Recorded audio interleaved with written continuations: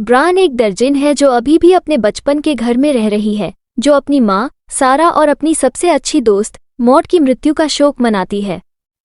वो अपने living room में एक मॉडल टाउन का निर्माण करके इन नुकसानों से निपटती है। वो एकांत जीवन जीती है और शहरवासी उससे दूर रहते हैं। एक रात वो अपने घर में एक घुसपैठिए को देखने के लिए जागती है और उसे पता चलता है कि यह एक मानव जैसा एलियन है।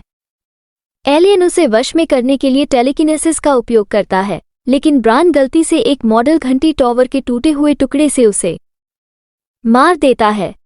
ब्रान को पता चलता है कि एलियंस की घुसपैठ के बाद से सभी बिजली के उपकरण और उसकी कार बेकार हो गई है और वह अपने पड़ोसियों पर एलियंस के हमलों के सबूत ढूंढने के लिए शहर में साइकिल चलाती है। जब वह स्थानीय पुलिस स्टेशन की ओर जाती है तो शहर अप्रभावित दिखाई देता है। वहां ब्रान का अप्रत्याशित रूप से मॉड के माता पिता से सामना होता है, जो पुलिस प्रमुख और उसकी पत्नी होते हैं। मॉड की कड़वी मां ने ब्रान के चेहरे पर थूक दिया। ब्रान बस से शहर से भागने का फैसला करता है, लेकिन विदेशी परजीवियों द्वारा नियंत्रित कई यात्री उसे रोकने का प्रयास करते हैं। वो भाग जाती है और उसे पता चलता है कि कई नगरवासी अब एलियंस के नियंत्रण में हैं। ब्रान घर लौटता है और अपने घर को मजबूत बनाता है। उस शाम एक उड़न तश्तरी से एक ट्रैक्टर बीम एलियन की लाश को उसके घर से बाहर ले जाता है और ब्रान को 2 और एलियन घुसपैठियों से बचाव करने के लिए मजबूर किया जाता है। एक को टूटे हुए पोछे के हैंडल से सूली पर चढ़ा दिया जाता है और जब उसके पैर उलझ जाते हैं तो बड़ी इकाई को नष्ट कर दिया जाता है। उसकी कार और उसने गैस टैंक में आग लगा दी।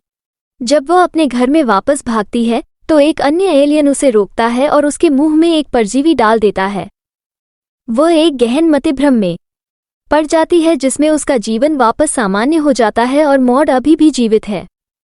बड़े प्रयास से वो मतिभ्रम से मुक्त हो जाती है और परजीवी को अपने मुंह से खींचती है और खुद को एक खेत में पाती है।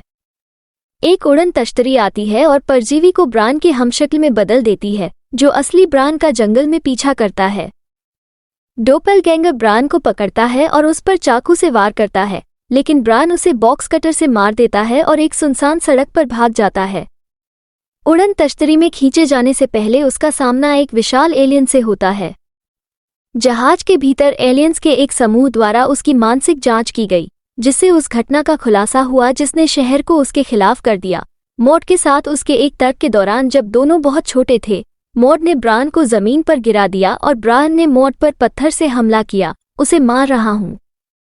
एलियंस एक दूसरे से बातचीत करते हैं और कार्रवाई पर सहमत होते दिखाई देते हैं।